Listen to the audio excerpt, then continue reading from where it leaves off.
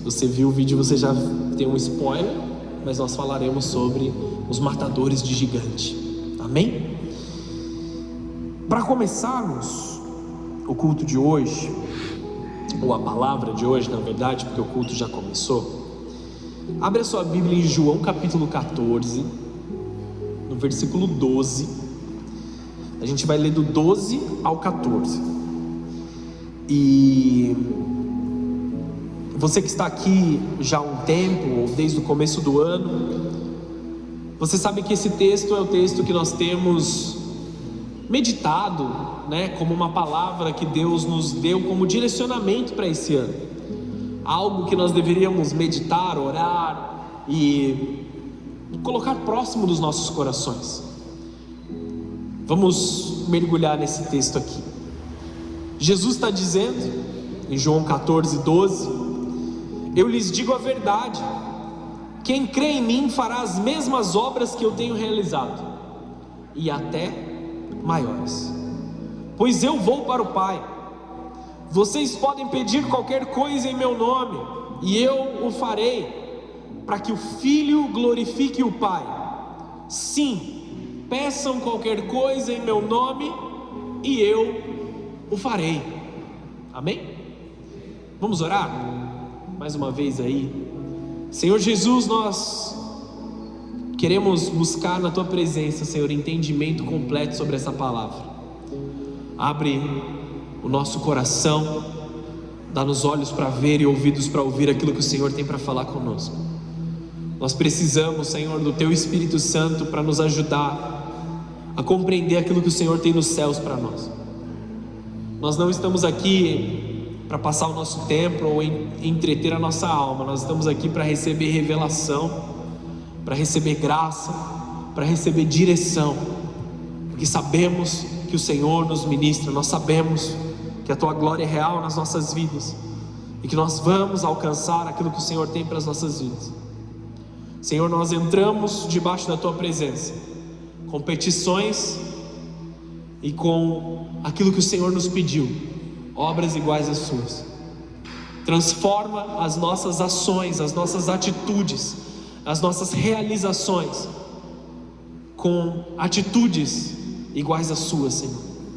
Que nós possamos ser os Seus imitadores, fazer as Suas obras, e se assim for da Tua vontade, obras maiores. Nós colocamos aqui o nosso coração diante do Teu altar. O Senhor disse que se nós pedíssemos, o Senhor nos corresponderia. Nós temos pedido ter o coração do Senhor em nós. Coloca o Teu coração no nosso coração, para que nós possamos pedir aquilo que agrada o Senhor, para que nós possamos clamar por aquilo que agrada o Senhor, para que nós possamos desejar aquilo que o Senhor deseja nas nossas vidas, e realizar e ser resposta das obras que o Senhor espera nessa estação, nessa igreja e nessa cidade. Em nome de Jesus, em nome de Jesus, amém. Temos falado muito ao longo desse ano sobre as obras de Jesus, e que nós devemos fazer obras como as de Jesus ou maiores. Te trazendo para a introdução aqui, quando nós pensamos nas obras de Jesus, nós pensamos em cura, em expulsar demônios, em fazer as coisas que os olhos veem e muitas pessoas até aplaudem. São coisas grandes, são coisas impressionantes. Andar sobre as águas, curar o enfermo, dizer para alguém ali que não tem talvez o controle das suas pernas, que ele se levante e ande.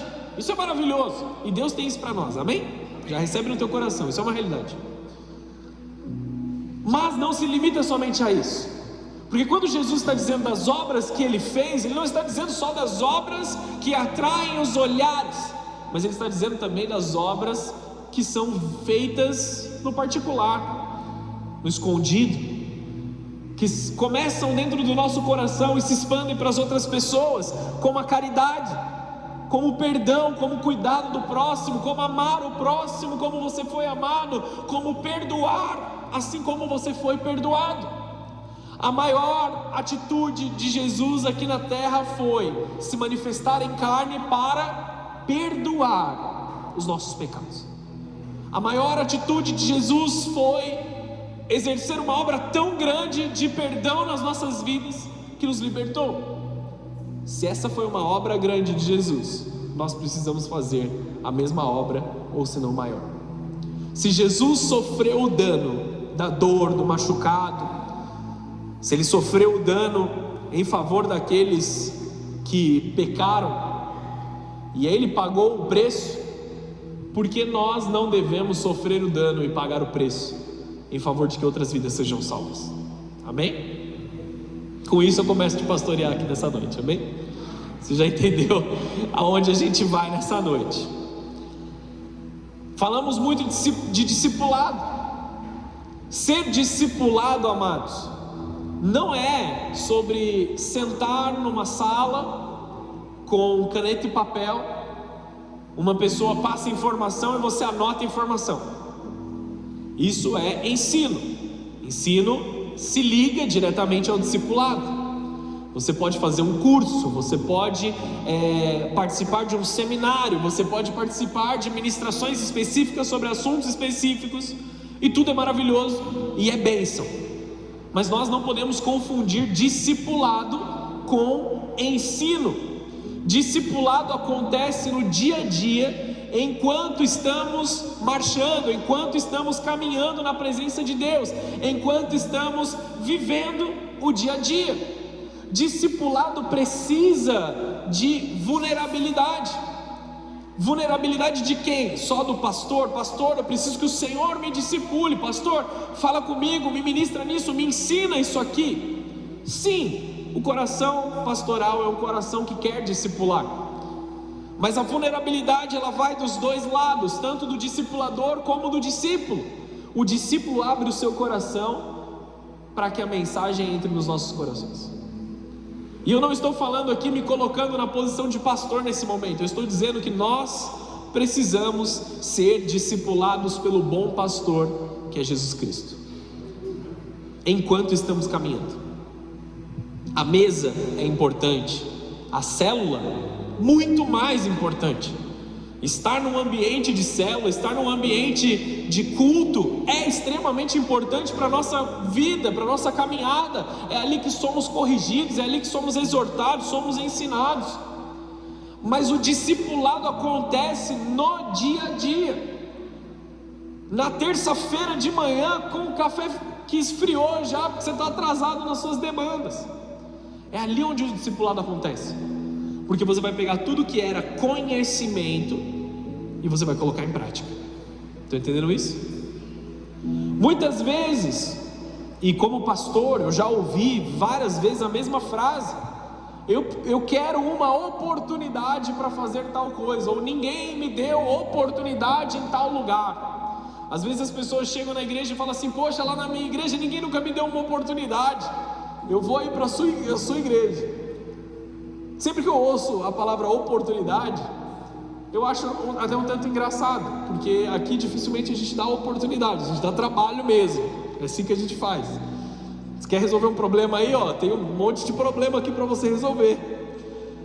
É assim que a gente acaba tratando as coisas, de forma de brincadeira, mas é um pouco sério. Quando nós estamos esperando por algo, para a gente realizar uma obra que Jesus já nos pediu, esperando por permissão, esperando por autoridade, eu não sei como você quer chamar isso, mas eu quero que você pense numa coisa agora. Se a palavra de Deus, a Bíblia, ela é a vontade expressa de Deus, clara, sem dúvidas.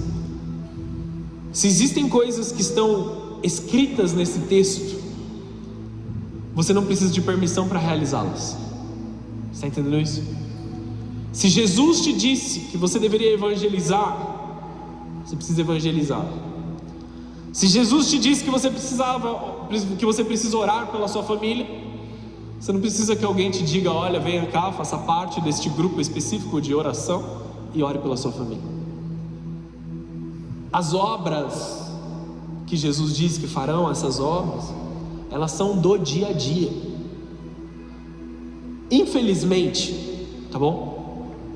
Nós estamos inseridos numa cultura, e uma cultura global até, como igreja, em que nós estamos indo atrás das coisas que chamam a atenção por causa dos holofotes. Servir a Deus se tornou estar debaixo de um holofote, infelizmente. E isso não é de hoje, tá bom? De muitos anos já. E as pessoas entendem como estar dentro de uma missão é estar em um lugar onde os holofotes brilham para eles, para que eles possam ser efetivos e várias pessoas os aplaudam. Jesus não quer que pessoas aplaudam as suas boas obras. Jesus quer que a gente imite as suas boas obras. Eu imagino o apóstolo Paulo escrevendo as cartas que ele escreveu, cartas duras, amém? Eu sou mais fã da carta aos Coríntios. Ele é bem bruto com os coríntios, é bem difícil. Ele estava realmente pastoreando os coríntios ali naquele momento. E eu fico imaginando assim, olha como Paulo escreve bem, eles conversando, os coríntios conversando entre eles, olha como Paulo escreve bem, olha como Paulo conhece as escrituras, olha como Paulo, ele fala legal, ele se posiciona de uma forma legal, parabéns para Paulo naquilo que ele está fazendo. Sim, Paulo estava de parabéns. Mas a resposta que Paulo queria ao escrever aquela carta, não era que as pessoas dissessem, poxa, Paulão mandou bem. Era, cara, eu preciso viver isso que você está vivendo. Eu preciso reproduzir isso que você está fazendo.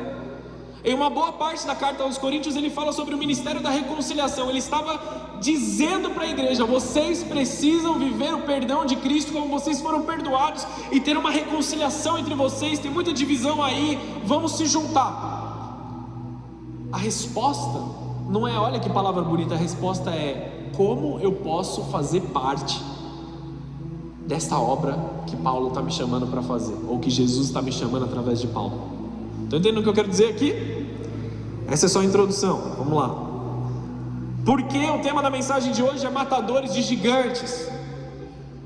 Você lembra em 1 Samuel capítulo 17, um jovem chamado Davi, com 5 pedras e uma funda, ele derruba um gigante chamado Golias.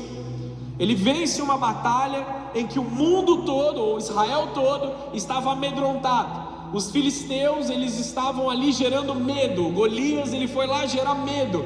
Ele chega até o povo e ele fala assim, manda um homem para ele lutar sozinho. O espírito de intimidação, ele sempre vai te dizer que você tem que lutar sozinho. O espírito de intimidação, ele sempre vai expor a sua fraqueza e falar assim, ó, vem você lutar comigo. Eu sou um grande guerreiro, eu sou um grande homem de batalha, eu tenho uma lança que pesa 3,5 kg aqui de ferro. Manda um homem aí para a gente lutar sozinho. Ele quer ditar as regras. Quem dita as regras é Deus, amém, amados? Não o espírito do medo, não o espírito da intimidação. Grave isso na sua mente. E Davi, por se lembrar quem Deus é, estou resumindo muito aqui 1 Samuel 17, tá? Porque isso não é o foco principal. Ele tem uma conversa com Saul. Olha só, eu sei que vocês estão com medo, eu sei que vocês estão com dificuldade aí de lutar com esse gigante, mas cara, eu já matei um leão, eu já matei um urso. Deus me deu essa capacidade, Deus me deu autoridade, Deus é bom comigo, Deus é bom com Israel, Deus guarda as nossas famílias. Eu vou lutar contra esse filisteu incircunciso em nome do Senhor, amém? E ele foi e venceu. Ele foi um matador de gigante. Mas ele não parou em matar os gigantes, somente ele. Houve um momento em que ele se tornou um grande homem de guerra. Depois ele é ungido rei pelo povo. Ele é consagrado rei pelo povo, ele é reconhecido como rei, ele se assenta no trono, ele cresce em batalhas, ele cresce como um grande homem de guerra, ele cresce como um exército, que na verdade originalmente não era um exército. Eu estou dando um resumo de 1 e 2 Samuel aqui. Existe um momento que Davi está fugindo de Saul, e ele vai se esconder numa caverna que se chama Caverna de Adulão. Na caverna de Adulão existiam vários homens amargurados de espírito, endividados e com vários problemas. aqueles que foram encontrar Davi nessa caverna, que eram extremamente problemáticos, amém? Pensa nos caras mais perrapados que podia ter, os caras que estavam com o nome caçado, CNH caçada, nome no Serasa, eles tinham todos os problemas que eles podiam ter naquele momento. E a ousadia de Davi não só demonstra que ele era bom naquilo que ele fazia, como toca a vida daqueles homens para que eles passem a fazer as mesmas obras que Davi fazia. De tempos em tempos Deus levanta líderes para inspirarem o povo a realizarem as obras de Deus. Líderes que apontam para Deus e levam pessoas a caminharem em direção de Deus. Nós vemos lá atrás Gideão, que originalmente tinha medo, mas foi levantado para dar coragem para o povo. Nós vemos Davi, que ensinou as pessoas a lutarem como homens de guerra. Nós vemos Paulo, que ensinou pessoas a perdoarem como ele foi perdoado. Amém? Ele sabia o que era ser perdoado. Paulo era um perseguidor da igreja, Paulo era odiado pela igreja, e ele se torna um dos maiores ali dos pregadores, daqueles que discipularam vidas. Amém? Assim como ele foi perdoado, ele nos ensina a perdoar. E nós vemos em 2 Samuel, capítulo 21, versículo 15, abre lá comigo. Nós vemos lá no final, 2 Samuel 21, 15 ao 22, nós vemos o que se fez desse grande exército. Olha o que o texto diz: mais uma vez houve guerra entre os filisteus e Israel. Quando Davi e os seus soldados estavam no meio de uma batalha, Davi perdeu as forças e ficou exausto. Isbi-Benob era descendente de gigantes, e a ponta da sua lança de bronze pesava cerca de 3,5 kg. Ele estava armado com uma espada nova e jurou que ia matar Davi. Mas Absai, filho de Zeruia, veio socorrer Davi e matou o filisteu. Então os homens de Davi exigiram: o Senhor não vá mais conosco para lutar, porque correr o risco de apagar a lâmpada de Israel. Depois disso houve outra batalha contra os filisteus em Gobe. Enquanto lutavam, Sibecai de Uzate matou Safe, outro descendente de gigantes. Durante uma batalha em Gobe, Elanã, filho de Jair de Belém, matou o irmão de Golias de Gate. O cabo da sua lança era da grossura de um eixo de tecelão. Em outra batalha com os filisteus em Gate, havia um homem de grande estatura, com 6 dedos em cada mão e 6 dedos em cada pé, 24 dedos ao todo, que também era descendente de gigantes. Mas quando ele desafiou os israelitas e zombou deles, foi morto por Jonatas, filho de Simeia, irmão de Davi. Esses 4 filisteus eram descendentes dos gigantes de Gate, mas Davi e os seus guerreiros os mataram. Os matadores de gigante, no plural. Davi matou mais de um, como a gente pode ver aqui, mas Davi não foi o único. Aqueles que caminhavam junto com Davi foram discipulados a fazerem aquilo que ele fazia direito. Vocês estão pegando a chave aqui, amados? Isso aqui é como uma urgência pastoral do meu coração para essa igreja. O evangelho dos dias de hoje, ele precisa ser mais forte do que o que ele tem sido até aqui. Eu creio firmemente que nós somos a geração que vai ver o fim dos tempos. Nós somos a geração ali dos tempos do fim, tá? Mas independente se você crê nisso ou não, existe uma urgência nessa estação de voltarmos à plenitude do evangelho, de voltarmos a uma cultura de guerra contra o pecado, uma cultura de guerra contra as trevas, uma cultura de guerra contra qualquer coisa que nos aproxime do nosso pecado, e um uso completo das nossas faculdades mentais. Quero te provocar aqui nesse momento. Você é cristão, amém? Só o mestre gaúcho. Você é cristão, amém ou não? Isso. O que quer dizer que você tem alguns hábitos que fazem sentido no cristianismo. Exemplo: você não trai sua esposa, você não se droga, você não bebe, você não perde tempo na balada, você não faz coisa errada. Amém ou não? Isso te dá uma certa vantagem nas suas faculdades mentais. Isso te dá uma certa vantagem até na quantidade de tempo que te sobra para fazer coisas boas, porque você não está perdendo tempo com coisas que você não deveria perder. Você não está arrebentando com a sua vida porque você já aprendeu de Jesus. E não me entendam mal, isso tudo é importante, mas isso é básico da nossa fé. E não é isso que te torna melhor do que as outras pessoas. Isso é básico, isso é higiênico do nosso caminhar com Jesus. Jesus, ele está tirando todas as coisas ruins da nossa vida para nos dar obras melhores, para colocar nas nossas vidas coisas mais poderosas. Estão entendendo comigo aqui, amados? Obrigado, irmão. Já que o pecado não te domina, que as boas obras de Jesus passem a dominar a sua vida. Existe um propósito. Todo pastor chega no momento da sua caminhada, ou deveria chegar no momento da sua caminhada, em que ele entende que a maior preocupação deixa de ser aquilo que ele consegue realizar sozinho e passa a ser aquilo que vai continuar acontecendo quando ele não estiver mais na linha de frente. O que aconteceu nesses discípulos ou esses soldados que seguiam Davi? Davi, dá uma segurada aí, não vem para a guerra não. Você é importante, você é um estrategista, você alcançou um patamar agora que a gente precisa de você, e você já não está mais tão novo. Deixa que eu vou matar o gigante. Você já matou gigantes, agora é minha vez. Estão entendendo isso aqui, amados? Pastorzão, dá uma segurada aí, deixa que eu resolva esse problema. Pode fazer outra coisa.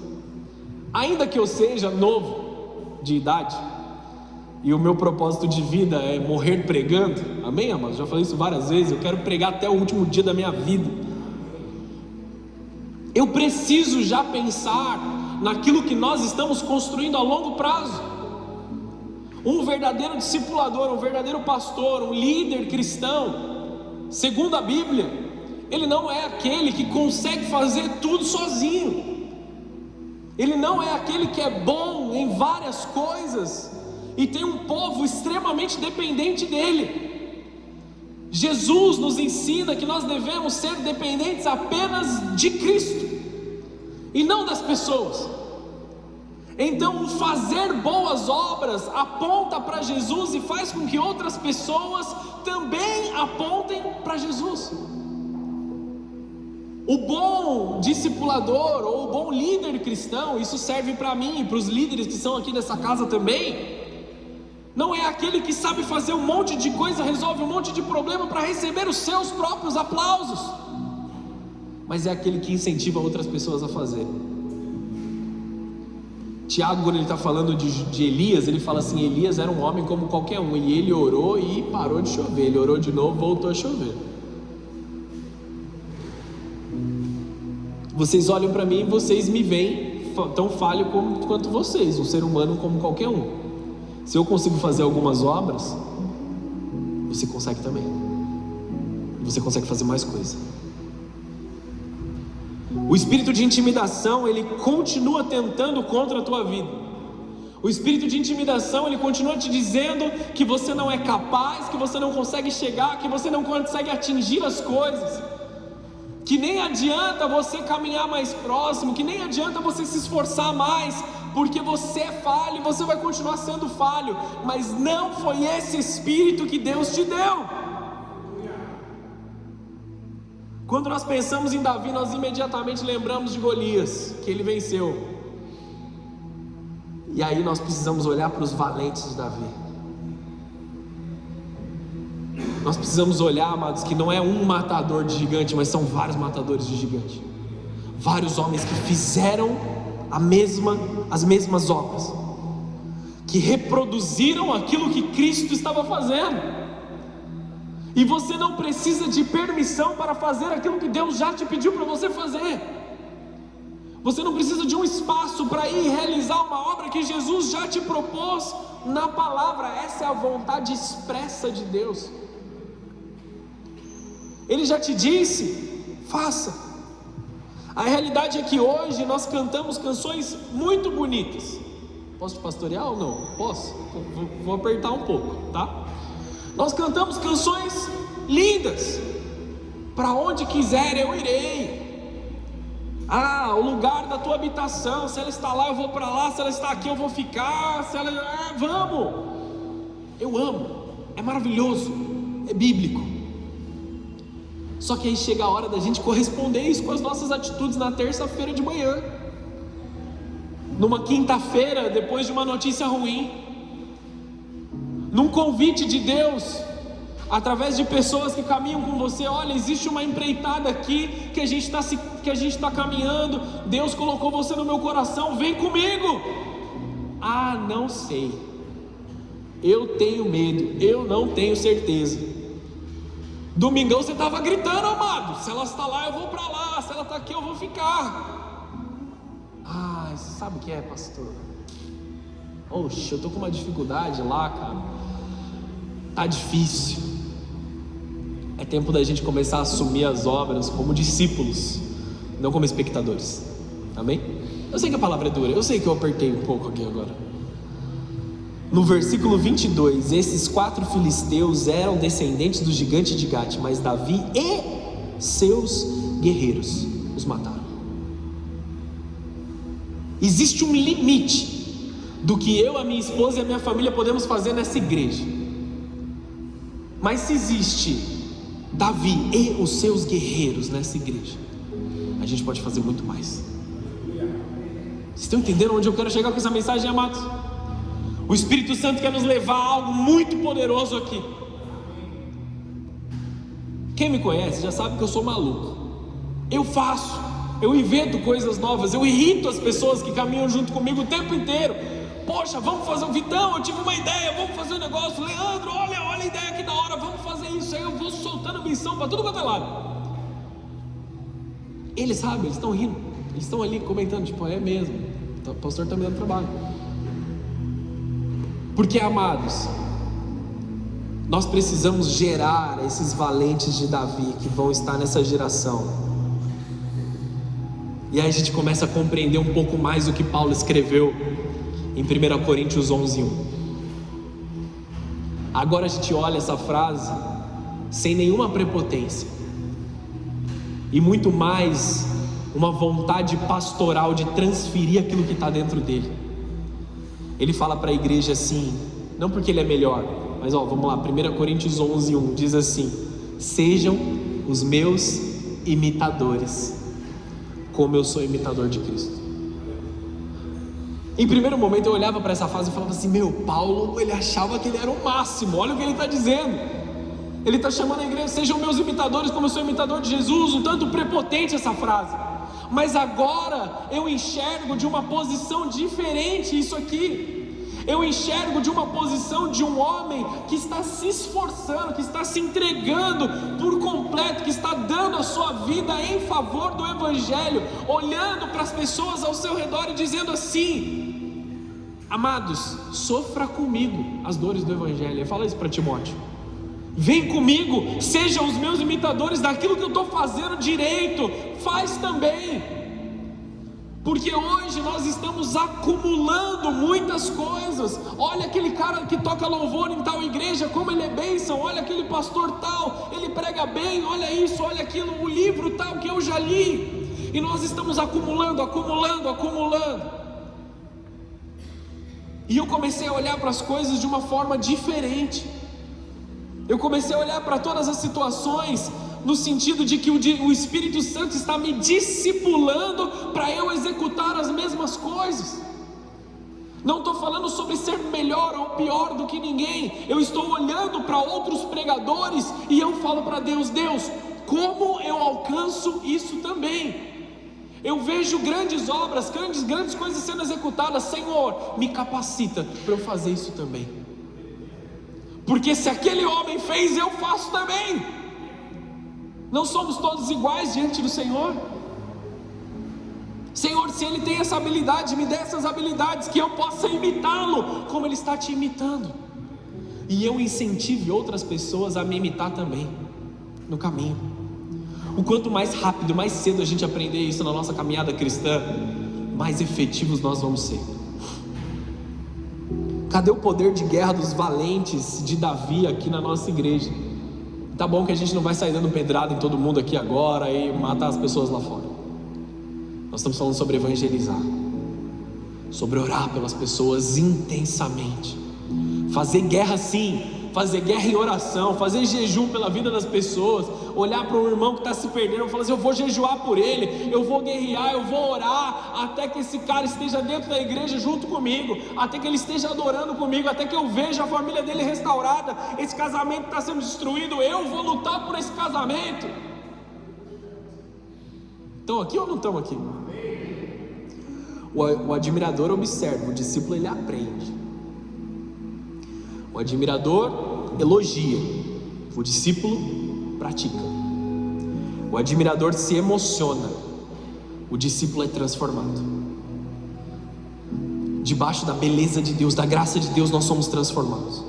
Todo povo precisa de liderança. De tempos em tempos, Deus sempre levanta líderes para cumprirem propósitos. Por isso que o Evangelho alcançou essa cidade tão distante de Jerusalém.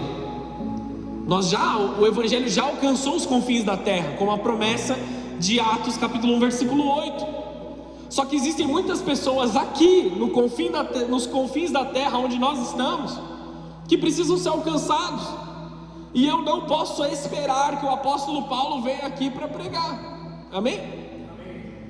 Aquilo que ele fez, ele já transferiu, e geração passou, a geração anterior passou, os pastores da geração passada ensinaram os pastores da geração atual, que estão gerando e colocando graça sobre as pessoas que vão viver nesta geração e na próxima.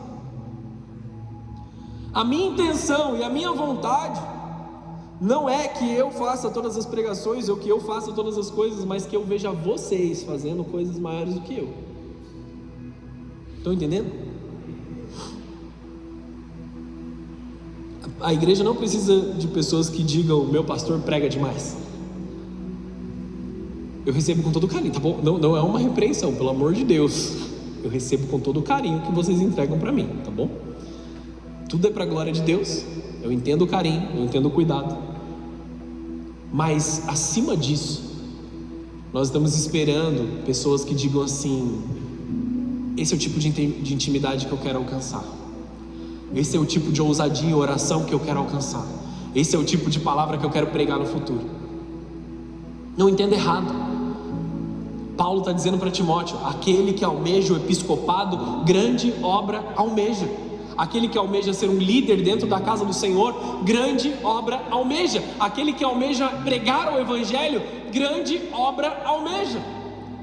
Basta que o coração esteja alinhado com o coração de Deus, basta que o propósito esteja alinhado. Então não é errado você chegar para alguém e falar assim: pastor, me ensina o que você está fazendo, que eu quero fazer também.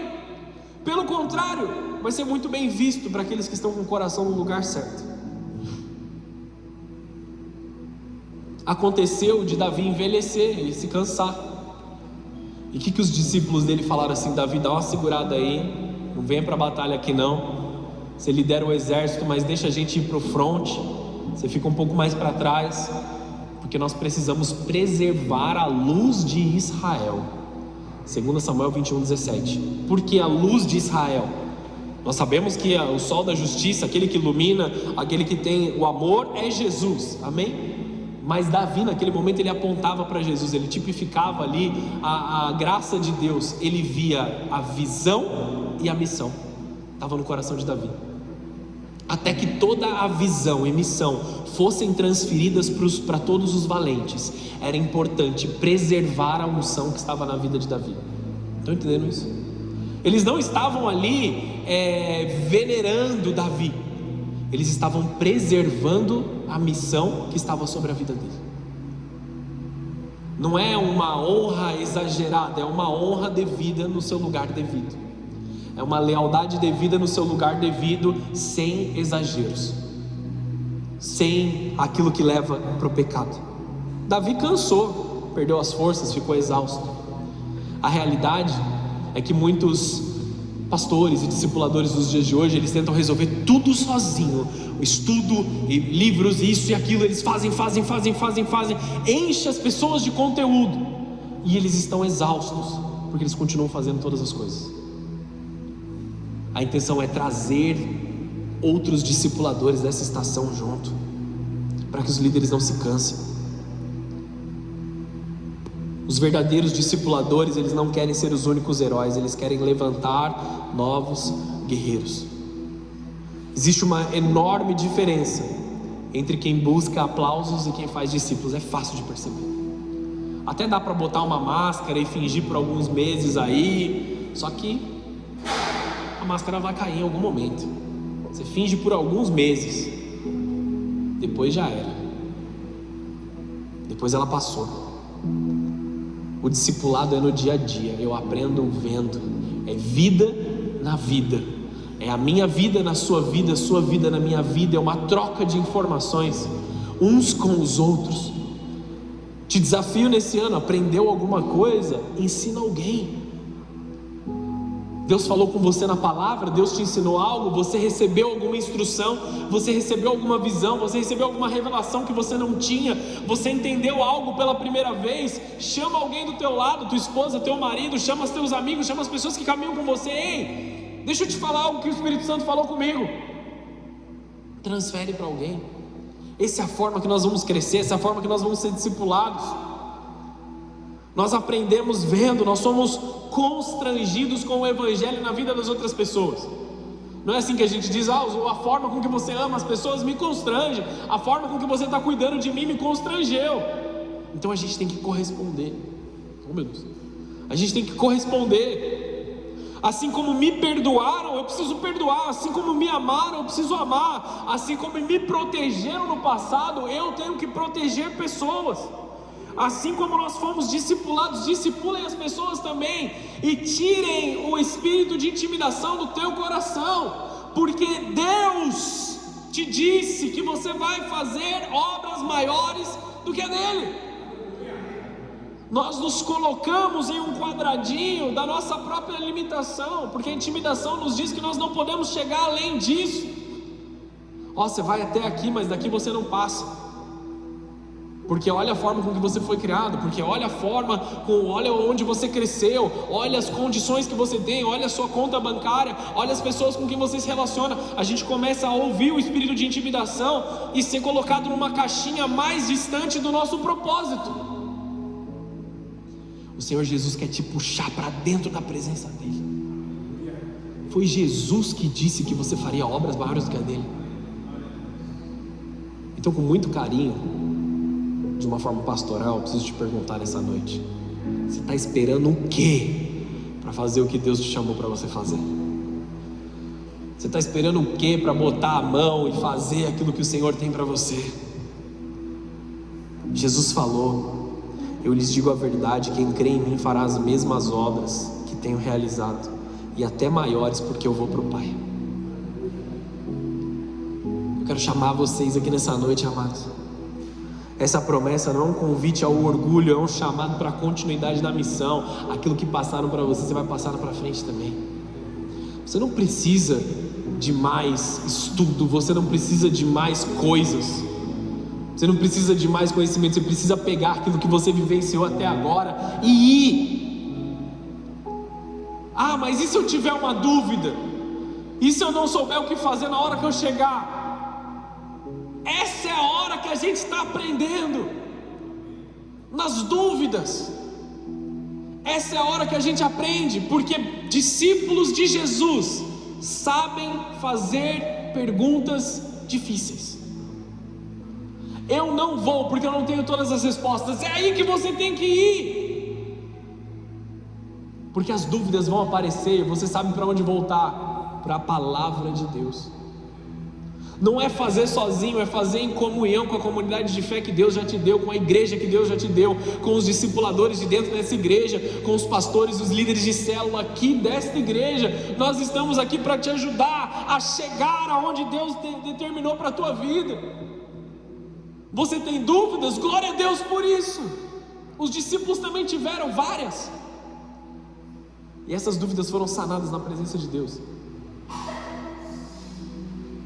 Vou falar de novo para você guardar na sua mente.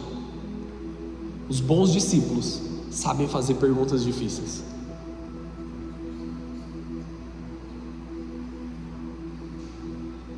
Jesus, ele subiu aos céus, ele deixa o Espírito Santo em você. O corpo de Cristo é a igreja agora. As obras continuam, os milagres continuam, o discipulado continua, o evangelho continua avançando de geração em geração, de graça em graça, até que toda a terra receba a revelação de quem Jesus é. Isso se dá através das nossas vidas. Nós pensamos em Golias quando olhamos para Davi, mas tem vários outros gigantes. Se você ler 2 Samuel 22, 23, 24, fala também de leões e de ursos que eles mataram. Eles perseguiram leões e ursos, e eles mataram os leões e ursos, imitando o seu líder. Agora, queridos, é tempo de nós vivermos obras maiores. O que tem queimado no teu coração que o espírito de intimidação está falando para você não fazer? O que tem queimado na tua vida? O que você já foi convidado por Deus para viver, que você tem segurado, que você tem retido? Ele não te chamou para ser um espectador enquanto outros matam gigantes. Ele te chamou para ser um daqueles que vão matar os gigantes junto. Nós estamos em marcha como um exército. Esse é o propósito que nós estamos vivendo como igreja. Nós todos caminhando juntos. A minha vitória, a sua vitória a minha vitória. As nossas tristezas são compartilhadas. Amados, o que te impede de viver aquilo que Deus tem para você? Deus está procurando pessoas que não admiram somente a glória de Deus, mas querem aprender, querem servir, querem crescer, querem fazer as mesmas obras, porque o reino não avança por meio de celebridades espirituais, ele avança por meio de servos e servas que talvez nem sejam vistos, nem sejam reconhecidos, que ninguém nem saiba o nome deles, que estão fazendo com que pessoas conheçam Jesus. Na padaria, no mercado, na farmácia, no dia a dia, no trabalho. Amém ou não? Amém. Esse é o galardão que a gente espera somente do Senhor, amados. Se nós formos aplaudidos, é isso, acabou. O que nós precisamos é clamar por discípulos nesse momento, clamar por discípulos que são diferentes da multidão. A multidão queria pães, a multidão queria peixe, a multidão queria milagres. Aí quando eles foram saciados, Jesus fala assim: beba do meu sangue, coma do meu corpo, eu sou o pão da vida. Esse discurso é duro demais, Jesus. Viver como você está vivendo é duro demais. Fazer o que você está fazendo é duro demais. Eu vou voltar para casa, eu já estou satisfeito.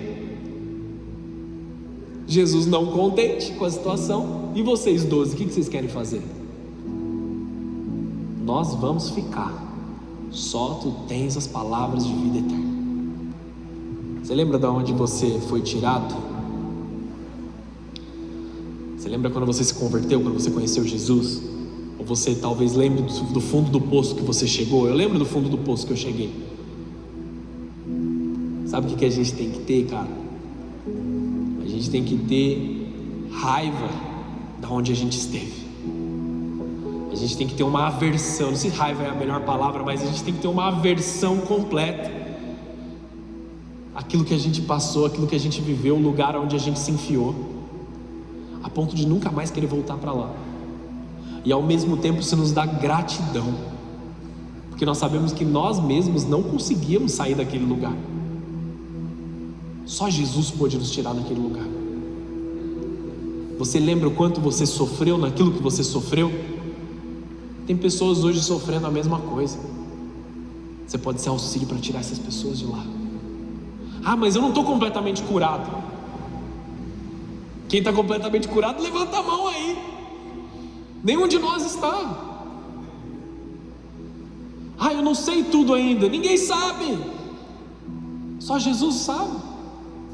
Enquanto você faz, você vai sendo curado. Enquanto você se relaciona com Jesus, Ele vai te curando. Enquanto você avança, Ele vai acrescentando coragem.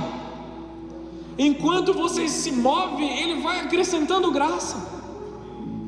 É pela fé. Sai da intimidação, meu irmão. Sai da intimidação. Jesus tem obras maiores para você. Você é um discípulo nessa estação. Feche os teus olhos, abaixa a sua cabeça. Se o pessoal do louvor quiser vir aqui,